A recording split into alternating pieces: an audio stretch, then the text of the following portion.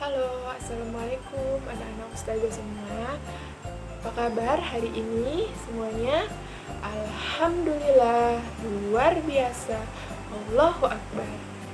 Nah, di kesempatan kali ini Ustazah mau bahas tentang pengertian akidah Islam. Dan tahu nggak, apa sih akidah Islam itu? Jadi, akidah itu berasal dari aqodah, ya akidu, akidatan yang artinya ikatan, keyakinan atau perjanjian, sehingga bisa kita maknai akidah itu sebagai keyakinan hati atas sesuatu. Oke. Lalu apa sih Ustazah akidah Islam itu?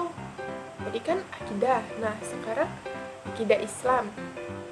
Akidah Islam itu bisa kita artikan sebagai pokok-pokok kepercayaan yang harus diyakini kebenarannya oleh setiap orang yang mengaku dirinya beragama Islam. Oke, sesuai yang difirmankan oleh Allah Subhanahu wa taala dalam surah Al-Fussilat ayat 30. Yang artinya sesungguhnya orang-orang yang mengatakan Tuhan kami ialah Allah, kemudian mereka meneguhkan pendirian mereka, maka malaikat akan turun kepada mereka dengan mengatakan, janganlah kamu takut dan janganlah merasa sedih. Bergembiralah mereka dengan surga ataupun jannah yang dijanjikan oleh Allah kepada mereka. Itu. Jadi barang siapa yang berkeyakinan kuat ataupun berakidah Islam yang kokoh, percaya kepada Allah bahwa Allah itu esa, Allah itu tunggal, Allah itu tidak beranak dan tidak pula diperanakan, dan Muhammad sebagai utusan Allah dan Al-Quran sebagai kitab yang diwahyukan oleh Allah kepada kepada Nabi Muhammad, maka kita akan dijanjikan oleh Allah karena kita yakin bahwa Allah itu esa, Allah pemilik semesta alam. Maka tidak segan-segan Allah menjanjikan kepada kita surga. Nah, sampai di sini ada yang mau bertanya mengenai akidah Islam? Oke, baik. Jika tidak ada, Ustazah lanjutin ya. Oke, yang kedua yaitu dasar-dasar hukum akidah Islam. Oke, ada dua. Siapa yang tahu apa aja nih? Ya, yang pertama adalah Al-Quran. Yang kedua adalah hadis. Oke, Ustazah akan bahas satu persatu dulu ya. Yang pertama yaitu Al-Quran.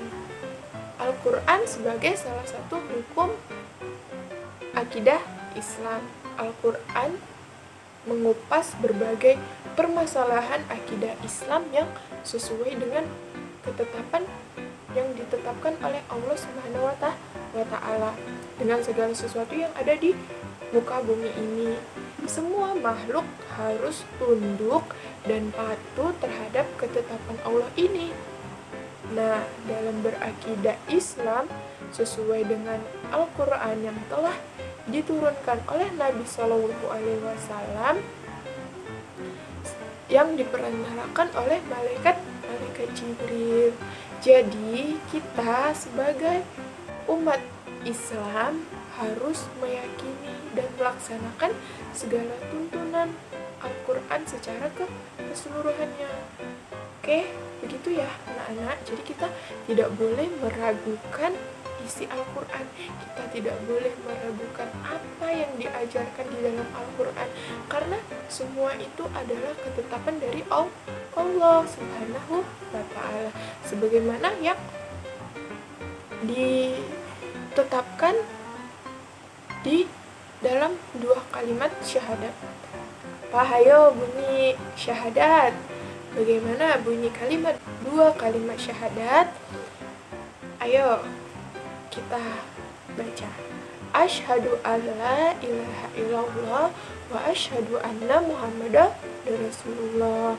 Yang artinya aku bersaksi bahwa tiada Tuhan selain Allah dan Muhammad sebagai utusan Allah.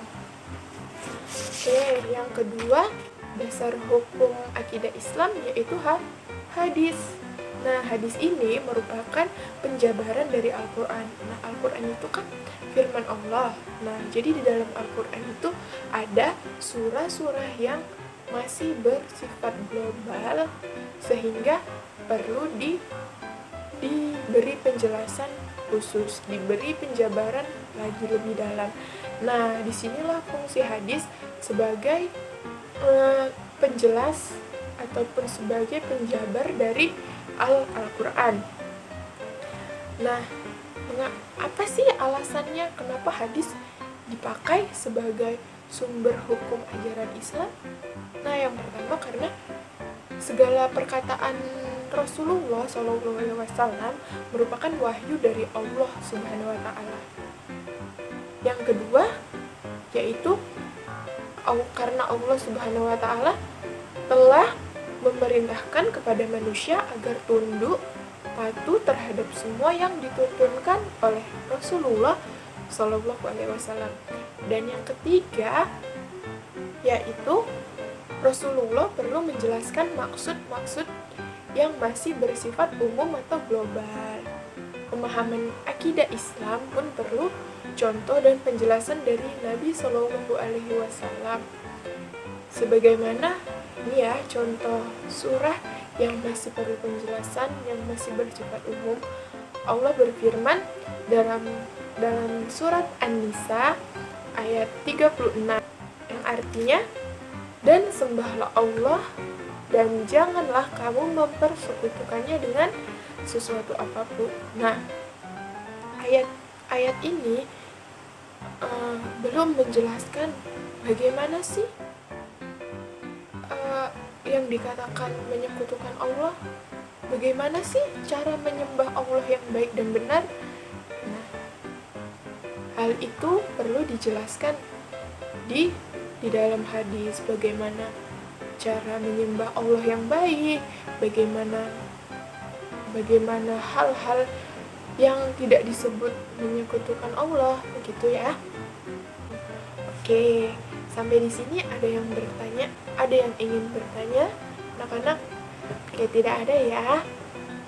Jadi kesimpulan di pertemuan kali ini mengenai akidah Islam adalah akidah al-Islamiyah adalah pokok dari kepercayaan yang harus diyakini kebenarannya oleh setiap orang yang mengaku dirinya Islam.